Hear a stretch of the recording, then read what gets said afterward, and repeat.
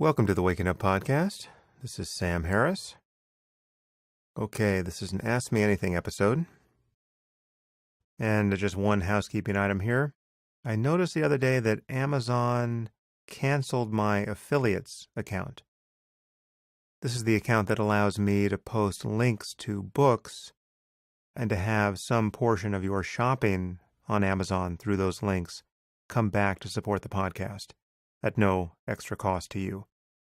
And they did this because apparently I was in violation of their policy.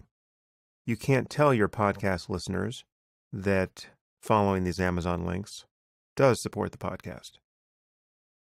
I'm not sure why they consider this some kind of unethical inducement. It's obvious that this is why podcasters and content creators use Amazon affiliates links. But honestly, I had never read the fine print, and I don't know how frequently it gets updated. I was certainly not in conscious violation of their policy. And, I don't see anything unethical about either way of thinking about this. Obviously, Amazon can have any policy they want. But this is just to inform you that those of you who have been supporting the podcast this way can no longer do that, and that those links are now retired. The only ways to support the podcast are through my website at samharris.org/support or through Patreon. And you can find a link to Patreon also on my support page. But I mentioned this for another reason. This is a larger problem that people are running into online, people who are creating content. Those who use YouTube ads, which I don't, are often finding their videos demonetized suddenly based on some algorithmic or editorial concern about the content. Podcasters and videographers are just finding that their online businesses evaporate overnight. And I've heard from many ex-Muslims and secularists that their Facebook pages have been canceled based on some perceived blasphemy or even an organized campaign launched by their religious critics. So it's just a fact that many content creators are very vulnerable to the decisions made by these platforms. And it's easy to lose sight of this vulnerability. When we're on social media and building a platform there, platforms that can be not only useful but indispensable for writers and artists and podcasters, we are using someone else's platform. We are essentially sharecropping for Facebook and Twitter and YouTube. And this can all go away overnight. It's the Wild West out here still when it comes to producing digital content. Okay, so this is an Ask Me Anything podcast. I went out on Twitter asking for questions, and it looks like I got 1,400 of them, or at least 1,400 responses to the tweet. Now, I'm going to go through these more quickly than usual, in the interest of both hitting more points and seeing if I can do it. One of the features I'm building into my meditation app is a Q&A feature where I can answer questions live. So I can announce that I'm going to be on the app for the next hour, come and ask questions, and it'll be like an audio version of Periscope where you can type in questions and I can respond. And I've never done this really, so let's see how it works. Maybe this feature is something I don't need at all, because it'll just cause me to put my foot in my mouth again and again. Okay, first question. Is it possible that the mindfulness notion of the self being an illusion is itself an illusion? Well, almost anything is possible. I'll tell you why I think it's not an illusion. The classic illusion is something that seems a certain way, but then you pay more attention to it. You study it more carefully, and it seems another way. Right? So it collapses into another form on the basis of paying more attention to the phenomenon. This can be true of visual illusions. You think there's a triangle there, but then you see that the sides of the triangle don't even exist, right? Because they've been merely implied. So you pay more attention and you see that there is no triangle there on the page, even though there seems to be one. Now, the sense of self, the sense that there's a subject in our heads, a thinker of thoughts, that is a feeling that if you pay more careful attention to it, goes away. And every time it comes back, once you actually know how to pay attention, it is by virtue of being distracted, being captured by something else, being lost in thought, actually. And then when you pay attention again, it goes away. And once you learn how to pay attention, once you really learn how to meditate, it goes away every time. You reliably fail to find this feeling that you've been calling I. Now, I talk much more about this in my book, Waking Up. I will talk much more about this in my forthcoming meditation app. But the idea that there may really be a self that just disappears or seems to disappear every time you look for it is no more compelling to me than the idea that there really is a triangle on the page in the Kniza-Klein illusion, and that it only seems to disappear every time you look for its sides. And if you're not familiar with the illusion I'm talking about, Google Kniza-Klein triangle, and you'll see a triangle bounded by 3 partial circles, or what seems to be a triangle. But again, much more on that in my book, Waking Up, and in my forthcoming app. Tell me some real-life examples that are good for society and that are informed by Charles Murray's research in the bell curve. I guess I should say a few things about the Charles Murray podcast. I got some considerable criticism for that. Glenn Greenwald called me a racist. No surprises there. But I got actually much less criticism than I would have thought, as did Charles. I think we were both pleasantly surprised by the reception. I think he said in his email to me that I appear to have gotten more criticism for having him on the podcast than he was getting for being himself. But in any case, I didn't get all that much. I think people got the point of what I was doing there, which makes me happy. The point of the conversation was not to talk about differences in IQ across race. As I think I made clear, that topic doesn't really interest me, and I share some of the skepticism communicated in this question. When I asked Charles what the point of this kind of research was, many of you felt that his answer was insufficient and a little confusing. I can tell you what I took his answer to be. He seemed to be saying that if we are misled by an irrational expectation that intelligence must be the same statistically across populations, then we will perceive any difference in representation of racial groups or ethnic groups in the various walks of life as being synonymous with racism or bad policy. To take another potentially inflammatory example, it would be conceivable to think that because the number of Jews in the NBA isn't exactly in register with the number of Jews in the population, well, then there's some latent anti-Semitism operating there, keeping Jews off the basketball court. Now, does anyone think that? I doubt it. But Charles's general concern is clearly that our expectations and our policies track real facts in the world, and that we not go in search of problems that don't exist, and that we not make other problems that clearly do exist worse by giving them bad remedies. Now, our conversation didn't go into social policy with any depth at all. And I think at one point in the podcast, I simply said, I'm not informed enough about the consequences of various policies to even have that conversation. But the real purpose of that podcast episode was to perform a kind of exorcism on the topic and Murray's reputation.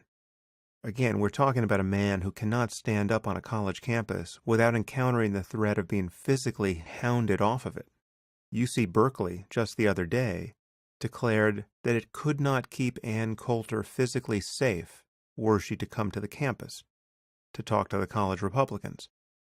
Now, I don't agree with Ann Coulter about much. I'm not at all inclined to invite her on the podcast because I think what she says is either boring or insincere, but it's pretty clear we are having a breakdown of civil society when a college cannot keep her safe and puts the onus on her, at least implicitly, and her views, and the views of those who want to hear her speak, rather than on this moral panic that is shutting down conversation on the left. So I wanted Murray here, above all because I realized that I had been somewhat complicit in his defamation merely by my benign neglect of his work. Once it became clear to me that he was a well-intentioned and careful scholar, whatever the merits of his research in fact are, he was not at all the golem that had been created by the hysteria on the left. So, I had that conversation with Charles. I enjoyed it. Most of you seem to find it quite illuminating, and I have no regrets there. We have to be able to talk about facts without at every turn claiming that those with whom we disagree are evil. If you want to see some criticism of the bell curve that came out contemporaneous with its publication, in this Twitter feed, Michael Shermer linked to one of the articles published in Skeptic magazine. If you go to skeptic.com and search bell curve, presumably you'll get some older articles there, at least one of which is critical. But I should say that there's nothing that I've heard since my podcast with Charles that suggests to me that he was misrepresenting the state of the science circa 2017. In fact, one person I heard from was Richard Hare, an emeritus professor at the University of California, Irvine. Richard is a PhD in psychology who studies the neurobiology of intelligence. And he's written a very recent book for Cambridge University Press entitled The Neuroscience of Intelligence. I have now read part of that book, just arrived the other day. And what's clear from the parts I've read and from his email to me is that the basic science that Murray was discussing has held up. As controversial as it still is in some quarters, the notion of general intelligence seems valid. IQ tests can test for it.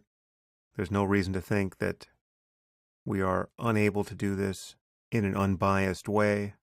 And the results of these tests are predictive of a wide variety of outcomes, educationally, occupationally, and otherwise. And there seems to be absolutely no question that intelligence is highly heritable and correlates with neurophysiological facts at the level of the brain. So again, this is not my area of special interest, and none of this is to claim that intelligence is the only thing that dictates success in life. I'm sure many of you know some very smart people who haven't done much of anything with their lives, or have done some very questionable things. I certainly know such people, and no doubt we will find out more about the brain basis of intelligence in the coming years. Whether we will be able to augment it directly by brain-machine interface, that's another question that has come up, I see, repeatedly here. Many of you have asked what I think of Elon Musk's new company, Neuralink, and his goal of building a brain-computer interface that not only will be useful for people suffering neurological injury or disease, but will be so useful and so readily adopted that we will all become cyborgs and plug our brains directly into the cloud. Well, first I should say that I don't have any inside information on this. I actually haven't spoken to Elon about this much, apart from early conversations about the fact that he was doing this. Most of what I know about the company I learned recently from Tim Urban's blog post about Elon and Neuralink, which you can read on the Wait But Why blog. And if you don't know Tim Urban and his blog, you really should. He's fantastic. He's another one of these content creators who you can support on Patreon, as I do. He's amazing. I'll have him on the podcast at some point because he's doing something very unique. And he's written these very long, really book-length blog posts on Elon and his various companies. He's done it for SpaceX and Tesla, and he just did one for Neuralink. So you can read there just how daunting the technical challenges are in doing this, just what it means to put an array of whatever material composition on the cortex or implant anything into the brain, hoping to be able to read out the activity of vast numbers of neurons so as to get the data of conscious and unconscious thought out into the world, much less reading programs from the world back into the brain so as to influence its functioning. This is an incredibly daunting challenge. I think it's no exaggeration to say this is the most ambitious thing technically that we can imagine. When you consider the possibility of helping people whose brains have been damaged, either by injury or illness, well, then this is totally uncontroversial. It's a wonderful thing to be tempting. And there's already some progress on those fronts. But when you imagine the bigger picture of fundamentally augmenting human intelligence so that we're not in a losing competition with the machines of the future, well, obviously, there are a few assumptions there that will be controversial, and at least one that strikes me as potentially far-fetched. And that's the assumption that it will be possible to do this in a way that is sufficiently non-invasive so that we'll all want to have our brains connected to the cloud.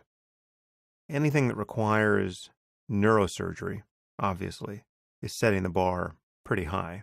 And it remains to be seen just how non-invasive a brain-machine interface can become.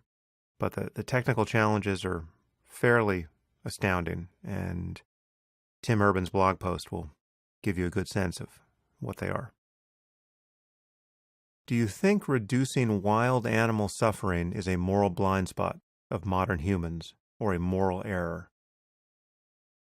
I remember hearing about some vegans who thought it a moral duty to prevent various predators on the African savanna from killing their prey.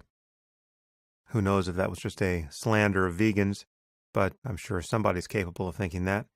It is a kind of reductio ad absurdum of an ethical concern for animals. But the underlying fact is that nature is not a theater of moral concern. Really, it is an abattoir. Everything is getting eaten. Okay? Every animal, with the exception of the apex predators, lives in perpetual flight from the other animals that want to make it a meal. There is no way to intercede here that doesn't directly cause the starvation and therefore misery and death of some other species. And then when you add the layer of contagious illness and parasites, right, the fact that every creature is more or less all the time being victimized by various worms and amoebas, it's pretty clear that there is no all-seeing and all-powerful, compassionate God who set this place up for general equanimity. So yeah, I don't see how we intercede on behalf of the rabbits and the pigeons and take a position against the foxes and coyotes and hawks. I do feel a little strange about people who keep pet snakes and repeatedly feed them mammals like mice and rats. There's a cognitive hierarchy there that I wouldn't want to keep standing on the wrong side of day after day.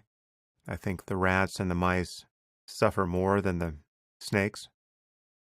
That could just be my warm-blooded bias, but the neurological details would back me up there. Next question. How is Brazilian Jiu-Jitsu coming? Slowly, as ever. I absolutely love it. I'm still in the mode of perpetually mitigating injury, so I don't do it nearly as much as I would want to. I think I will probably be a blue belt for the rest of my life at this rate, but it does remain one of the most gratifying hours I can spend doing anything. What are your thoughts on Kevin Kelly's article, The Myth of Superhuman AI? Actually, I've read the article, and Kevin got in touch with me, and we're going to do a podcast, I think in about a month here. I have to check the calendar. But it's already scheduled, and I look forward to that. We disagree about many things on this topic, and that should be a fun conversation. I think we disagree about religion and a few other things too, so I'm looking forward to that. How do you think your friend, the late, great Christopher Hitchens, would have dealt with the Trump presidency? Well, eloquently, no doubt. And he is missed more than ever at this point, I would say. Once again, many people are under the impression that he hated the Clintons so much that he would have obviously sided with Trump. Given what I know about Hitch, that seems almost perfectly delusional. I honestly cannot imagine a candidate and his surrogates who are more at odds with Hitch's deepest intellectual values. The lack of honesty and real intellectual engagement with history and with policy and with facts as they can be known. But unfortunately, we do not have the pleasure of his company now. And if you think I'm soft on the Clintons, go back and listen to my podcast with Andrew Sullivan that we did in the run-up to the election. I certainly share most of Hitch's view of both Clintons. But we now have the president we have. And barring some impeachment proceeding relative to the Russian hacking scandal, it would seem we have to make the best of it for the time being. Will you do a podcast with Ben Shapiro on religion? Many people have asked that I do something with Ben. I am certainly open to it. In fact, Dave Rubin has threatened to get us together on his show. I'm not entirely sure what we would get into, but Ben is obviously smart, and we disagree about many things, although Trump is not one of them. Ben is last I looked, not a Trump fan. But he is a conservative, and I believe he's a conservative or even Orthodox Jew. Not sure, but no doubt there's something to disagree about there, and I am open to it. Not sure when it's going to happen, however. Some of you have noticed my trolling of Jocko Willink and his trolling of me online. I forget how this started. I think I once revealed that I was a fan of Downton Abbey on a podcast and started getting slammed for it on Twitter. And then I just went out. I just lurched at Jocko on Twitter saying something like, well, I happen to know that when Jocko's doing his deadlifts in his basement at 4 a.m, he's watching old episodes of Downton Abbey. Isn't that right, Jocko? Those of you who don't know Jocko, Jocko is a Navy SEAL and now New York Times #1 best-selling author of the book Extreme Ownership with his Navy SEAL co-author, Leif Babin. And Jocko's also a jiu-jitsu black belt. He's about the most macho guy you will ever meet, but also one of the nicest guys. Anyway, so people have been trying to get us together to debate free will, I think. So because his kind of core ethic and productivity hack is to take what he calls extreme ownership over the things that happen in your life. When your efforts come to naught, don't blame the world, don't blame other people. You have to own the whole process. That's how you improve. That's how you inspire more trust in people who are collaborating with you. There's a lot to be said about the wisdom of doing that. And people seem to think that this is at odds with my view of free will. It may be in certain cases, but generally speaking, I don't think it is.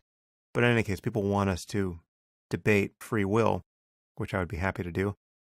So we've been pitted together online, and Jocko has been threatening to demolish me in debate, and I have been threatening to physically demolish him. And I would encourage those of you who listen to the Jocko podcast to listen to his more recent episodes to detect any sign of fear in him. He can only conceal it for so long. He's got to be under a lot of pressure, knowing that I'm out here training. Hearing from some people here who used to be religious and got reasoned out of their religion by me and others. It's amazing that many people think this never happens. It happens all the time, and I continually see the evidence of it. So this idea that you can't reason people out of their faith is just not true. What you can't generally do is do it within the hour of a scheduled debate or otherwise on demand. But it happens. How would someone lose their faith? Just a blow to the head or a good scare? No, generally it's one of two ways. They either discover the ways in which various doctrines don't make a lot of sense, or they don't want the sort of life that seems to be dictated by any kind of serious adherence to revelation. So it's some combination of those two.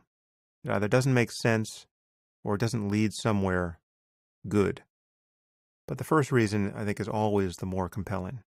People will make fairly impressive sacrifices to their own happiness, and even to the happiness of their children, if they believe that the doctrines that justify and even mandate those sacrifices are true. So the question of truth is everyone's concern. This is another point of confusion, the idea that religious people, religious fundamentalists, aren't really concerned about what's true. No, they're as concerned as anyone. They're far more concerned, in fact, about truth than many so-called religious moderates and liberals. Is there hope for centrist politics in the polarized two-party system we're in? Well, I certainly hope so. It's hard to even know what the political poles are at the moment. The left and right have become so similar in their hostility to honest conversation and facts. Sanity has to be some distance from those two extremes at this point. But how we energize the center, that's the billion-dollar question. How to unindoctrinate or reason with someone with a severe social justice warrior / Marxist syndrome. So how to reason with the extreme left. I certainly can't claim to be especially good at that. I know how to collide with them. I know how to encourage them to vilify me and lie about me. I can tell you how to get them to call you a racist pretty quickly. But this is difficult. And it's every bit as difficult as reasoning with an extreme religious fundamentalist, or a real racist, or xenophobe, or anti-Semite on the right. And again, right and left politically are faltering as categories because anti-Semitism is not necessarily just on the right. It's just as prevalent, I would say, on the left at the moment. It's an increasingly confusing Venn diagram of interlocking dogmatisms here. And I can't say I've figured out how best to talk about these things. But as to what one could say to persuade someone who thinks the extreme left is making perfect sense at the moment? Well, you might say that you've become so enamored of the traditional wisdom of Islamic culture, particularly in places like Egypt, and you want your daughter to appreciate it. You don't want her growing up in the increasingly nationalistic and even white supremacist bubble of American exceptionalism. So you've sent your daughter to Egypt, where she will be given a belated clitorectomy and encouraged for the better part of a year to memorize the Quran to the exclusion of everything else she could be paying attention to. And see if your liberal friend sees anything wrong with that. What could possibly be wrong with that? There's really nothing to say if you are far enough to the left. And the moment you spell out what's wrong with that, you have to admit, if you're honest, that the things that are wrong are universally so. If you would be a bad parent to treat your daughter that way, depriving her of all the opportunity, aka privilege, she has in the West, only to consign her to the crucible of misogyny and sexism and genital mutilation and religious bamboozlement she would encounter in a traditional Muslim context, well then, you have to extend that value judgment across the board. You're unlucky to be a girl born into a society where 98% of girls get clitorectomies, as is the case in a country like Somalia, as I believe is nearly the case in a country like Egypt. And to be taught to memorize the Quran to the exclusion of everything else is a colossal waste of human intelligence and creativity. Does your friend doubt that? If it's wrong for you to do it, it's at minimum less than perfectly optimal when the Egyptians do it or the Somalis do it.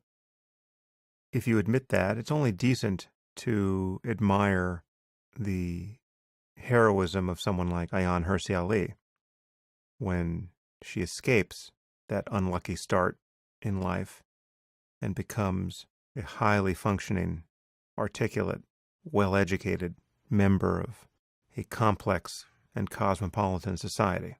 So that whole picture, if you pay attention to the arithmetic of values implied there, you will see that facts don't suddenly cease to become facts once you get on an airplane and fly to a different country. Facts with respect to how human beings can thrive creatively, interpersonally, socially, medically, etc.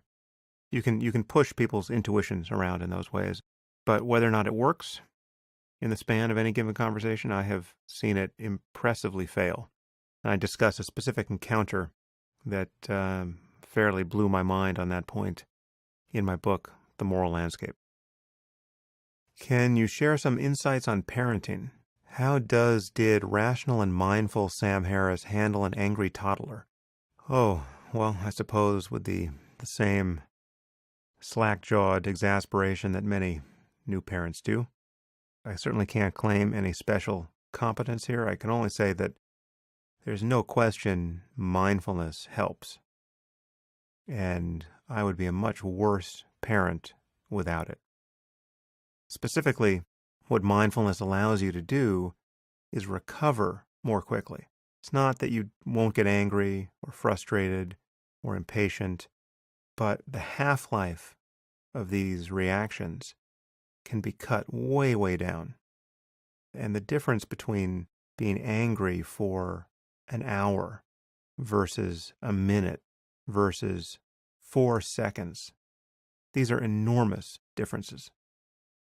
I mean, just think of the things you can wind up saying and doing in your life if you are filled with rage for an hour, right?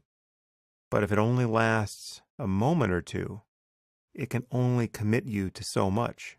It might only commit you to a facial expression. It's an enormous difference. And meditation is the best tool I know for allowing us to observe our reaction in the moment that may be taking us somewhere not worth going and allowing us to release it in the next. It becomes a kind of superpower. But that's not to say that these same negative emotions won't continue to arise in parenting or anywhere else. In my experience, they certainly do. Another question on parenting: how do you explain other religions and beliefs to your kids? Do you simply give them the info and hope they think critically? Well, we're just getting into the age where this conversation becomes more relevant.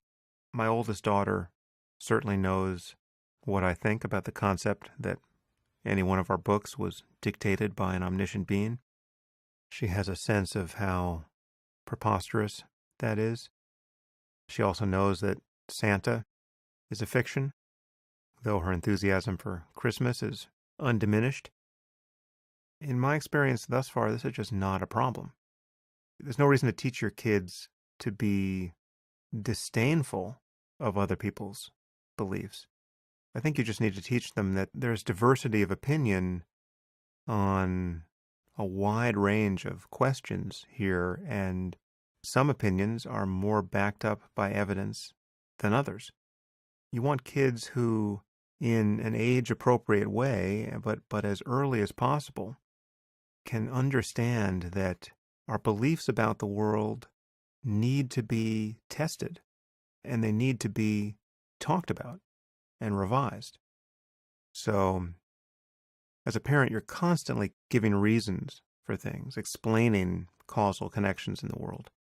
And if you want to be an adult who can reason flexibly about things, even very important things, even things that you have certain hopes and fears about, well, then you want to give your kids those tools as early as they can get them in hand, I think.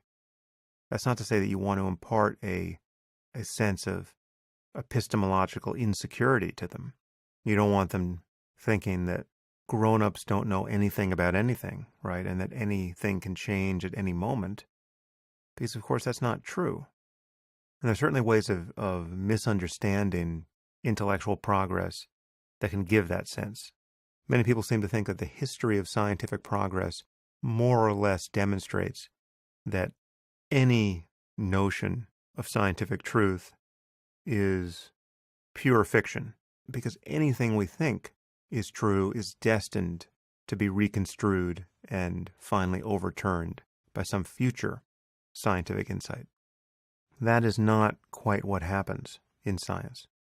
And I spoke about that, I think, most recently with Lawrence Krauss on the podcast.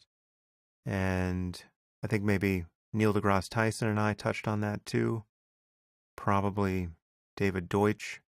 This topic has been touched several times on the podcast. Not everything is up for grabs. Could you describe what it was like going through your PhD program? And what was it like going back to undergrad after a long break? Well, it was humbling. It was definitely humbling and even lacerating to go back to finish my undergraduate degree at the late age of 31, I believe. Insofar as I can use my unconventional experience to illuminate a path for anyone else here, I do recommend that you finish your undergraduate degree before taking time off, because it is just psychologically harder to go back and finish that than it is to go to graduate school. But then when I made the move to my neuroscience PhD program, again, it was a very unconventional tour through the academy, and one which I don't think many people could draw any lessons from. First, it was fairly unconventional because when September 11th came around and I wrote my first book, and then my second, I basically disappeared from my lab for about 4 years or so. I didn't completely disappear. I was still doing some work so as to remain in contact with my PhD program, but I was fairly AWOL. You know, what was weird there, both psychologically and socially, was that I was becoming a sort of famous person, but I was also a bit of a cautionary tale, because my research was clearly stalled. I wasn't doing much of anything from the lab's point of view. And yet I was publishing books and going to conferences. So I was simultaneously one of the most successful and least successful people in the program at that moment. And I had the kind of Janus-faced feeling about myself that you would imagine would grow in that condition. It's not an especially comfortable feeling as a graduate student during those years. But as far as the coursework that preceded my research, well, that was all fine. That I just worked hard, and I've always been a good student, so there were no problems there. But as far as getting my research on track, just motivationally, that was hard because there was definitely a point where it was hard to step away from writing the next book and decide to go back into the lab and write my dissertation. Now, I did sort of kill two birds with one stone there anyway, because I then heavily edited my dissertation and made it my third book, The Moral Landscape. So there was an efficiency I found even there, but I did have to sort of get behind myself and push. And my wife, Annika, was a very good influence there as well. So anyway, it worked out, but it was very clear to me that I was not someone who wanted to spend his life in the lab. I really wanted to write books and think about the points of contact between scientific research and the philosophy of mind and moral philosophy, and increasingly public policy and our political conversations about how we all want to live. And while I did just publish another neuroimaging study recently with my friend Jonas Kaplan and his colleague Sarah Gimbel at USC, there are tens of thousands of neuroscientists doing experiments right now. Whether I think about and write about their data or my own doesn't much matter to me. I don't think my strengths are necessarily best expressed in my coming up with the next experiment that needs to be done so that we can understand something new about the mind. It's not that I don't get ideas for experiments, but I think the experiments I can think of eventually will get done by somebody else. I'm much more interested at this point in thinking about where the preponderance of data is pushing us, or should push us, as a species. What's your gut feeling on the prospect of military conflict between the U.S. and Russia, China, and North Korea in the near future? I look into my gut at this moment, and I do not have a feeling.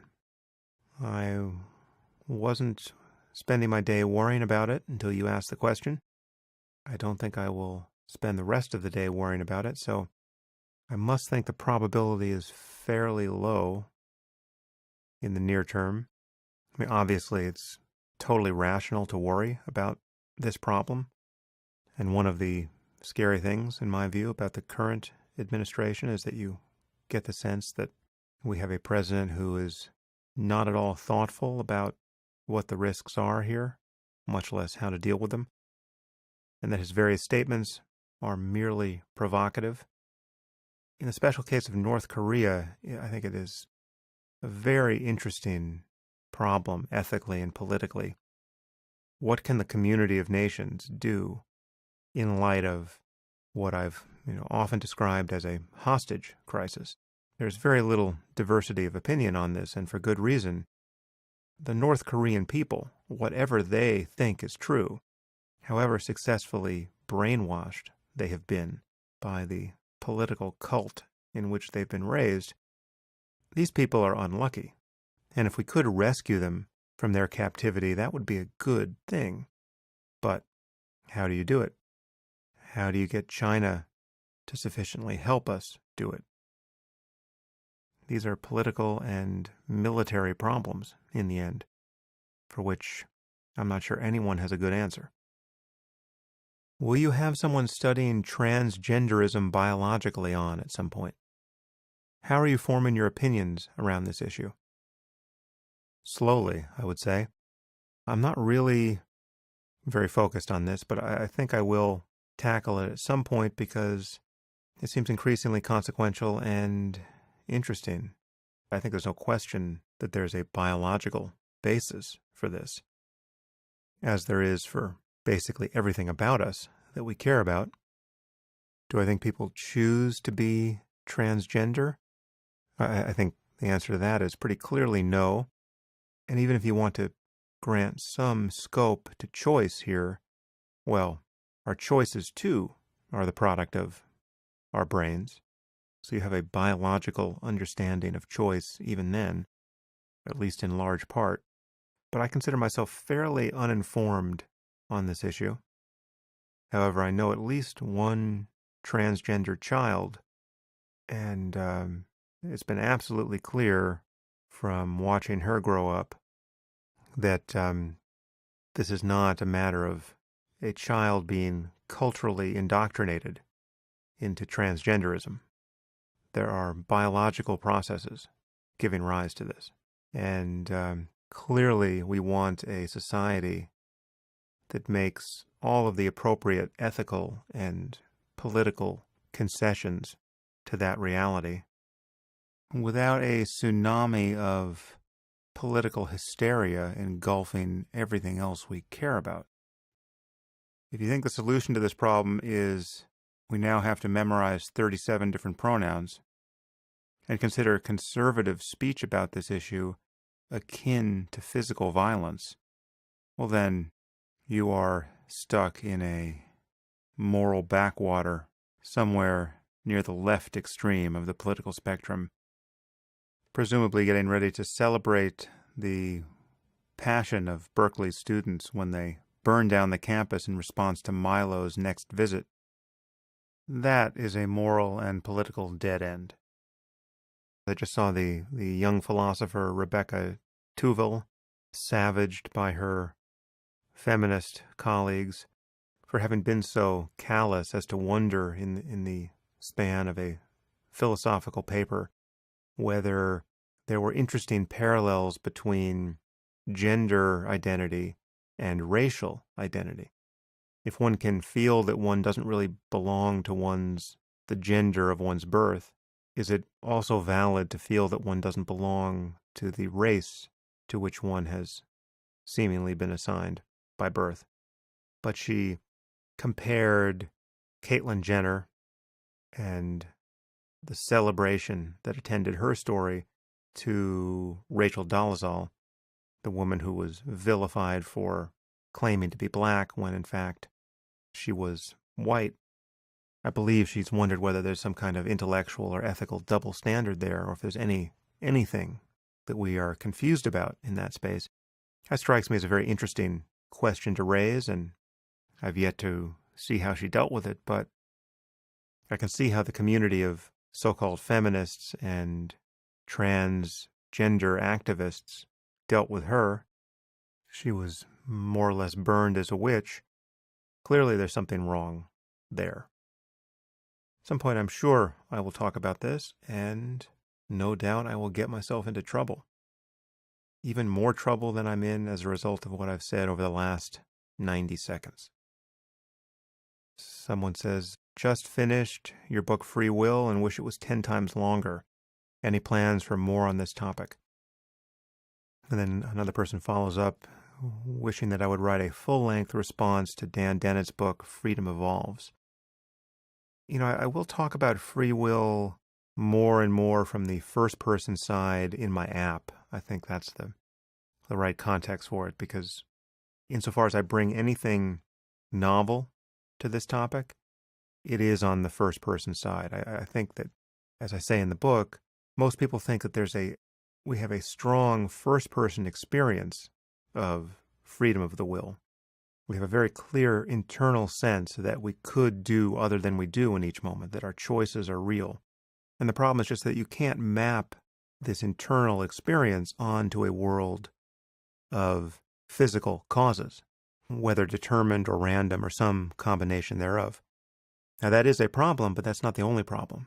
The deeper problem is that this notion of free will doesn't even make subjective sense. I argue that there's not even subjective evidence for it.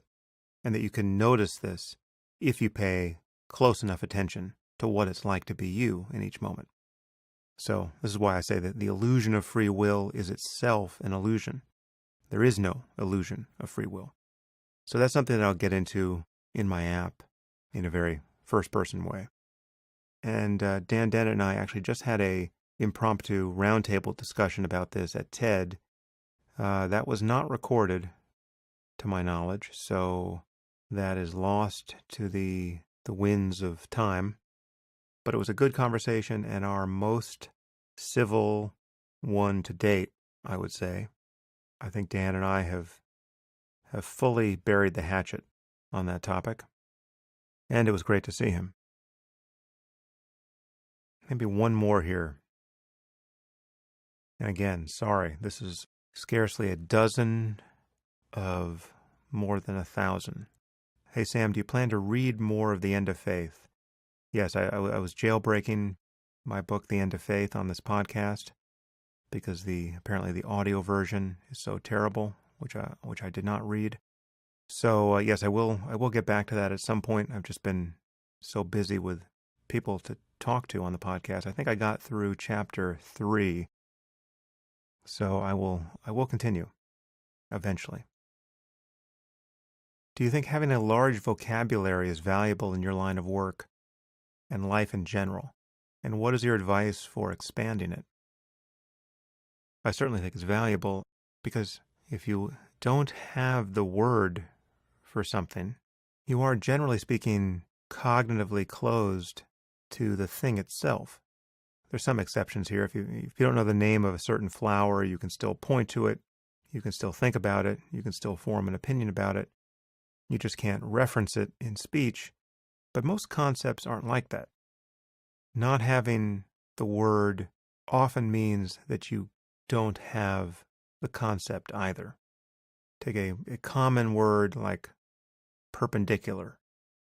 Until someone has taught you that concept, you may have some unconscious sense of that particular spatial relation, but you're certainly unlikely to have a precise one. And not knowing the word orthogonal, which in some ways is just a synonym for perpendicular, you're probably not noticing the kinds of distinctions people make about various ideas and processes in the world. People speak about scientific variables or one thing or another being orthogonal to the topic of interest, perpendicular to it, which means in this case that it's statistically independent of the variable you're talking about. So, what percentage of the population uses the word orthogonal with any comfort? It has to be pretty low, but it's valuable to have that word in your head, and thousands like it. As for how to expand your vocabulary, I think you can buy a vocabulary book and deliberately learn lists of new words. That's not a crazy thing to do as a young student. I actually remember being given a book by my father called 30 Days to a More Powerful Vocabulary when I was, I had to be 10 or 11, somewhere in there. And I remember doing its exercises and deliberately learning new words, like classic SAT words like gregarious. And I think it taught you some of the etymology of words. I remember that kind of priming the pump for me in terms of my wanting to know the meanings of words as I encountered them.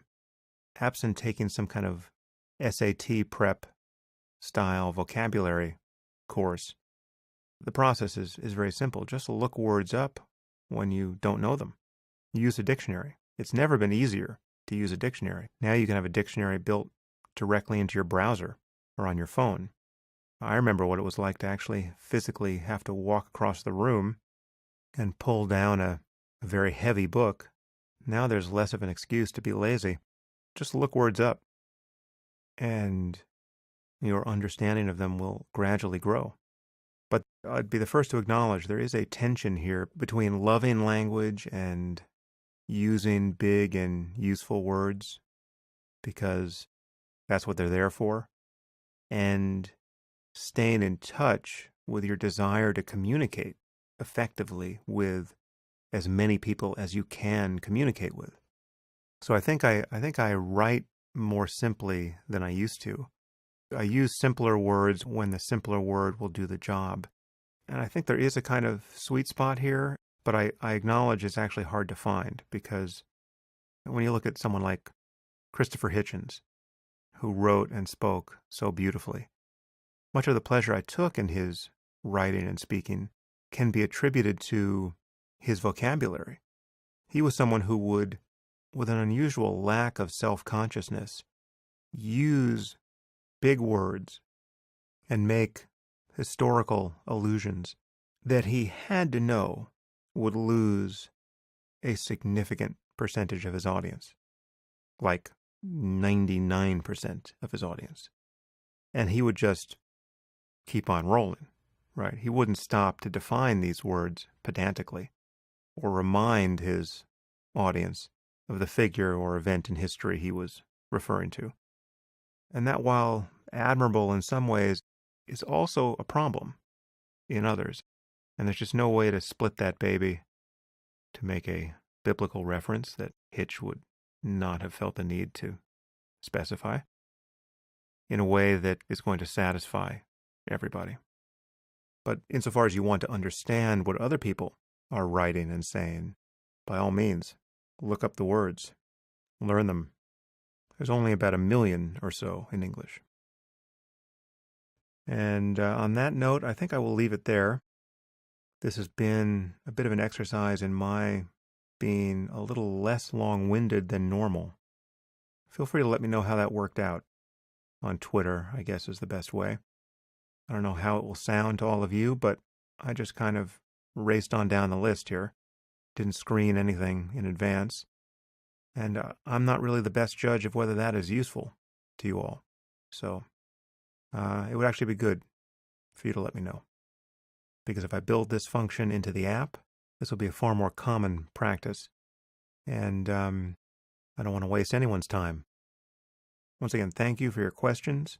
And I will be back to you soon with another conversation on the Waking Up Podcast. Until next time.